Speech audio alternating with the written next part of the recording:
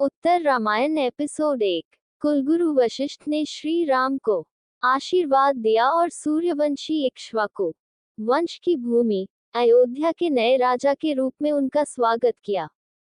रामानंद सागर के उत्तर रामायण का पहला एपिसोड उसी दृश्य की निरंतरता के साथ शुरू होता है जिसमें सीता, लक्ष्मण और उनके मित्र सुग्रीव, हनुमान, जाम्बवान और लंका से लौटने के तुरंत बाद अयोध्या के राजा के रूप में श्री राम का राज्याभिषेक समारोह दिखाया गया है। निषाद राजगुह कुलगुरु वशिष्ठ श्री राम के सिंहासन पर बैठने के बाद उन्हें एक राजा के कर्तव्यों के बारे में बताते हैं जो 14 वर्षों से उनकी प्रतीक्षा कर रहे थे। सिर्फ परिवार, मेहमान और अयोध्या के लोग ही नहीं, भगवान भी श्री राम के राज्याभिषेक समारोह को देखने के लिए स्वर्ग से आते हैं।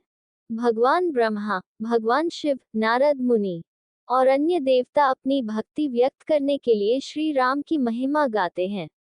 इस प्रकार यह आयोजन अयोध्या के लिए एक यादगार बन गया। कुलगुरु वशिष्ठ ने श्री राम को आशीर्वाद दिया और सूर्यवंशी इक्ष्वाकु वंश की भूमि अयोध्या के नए राजा के रूप में उनका स्वागत किया और मुकुट धारण करने के बाद श्री राम एक राजा के कर्तव्य बताते हैं। वह अपने दिवंगत पिता के शब्दों को याद करते हैं जिन्होंने उन्हें सिंहासन पर बैठने वाले के बुनियादी कार्यों के बारे में सिखाया था। इसलिए सिंहासन पर बैठते ही श्री राम ने खुद को अपनी प्रजा की सेवा में समर्पित कर दिया और प्रतिज्ञा की कि वह अपनी जिम्मेदारियों का पालन करते हुए धर्म, नीति, सत्य और न्याय का पालन करेंगे।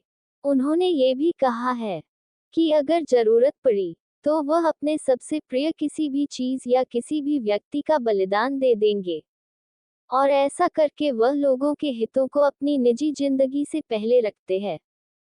राज्याभिषेक समारोह के बाद श्री राम महल की ओर जाते हैं और कैकेयी के कक्ष में जाते हैं।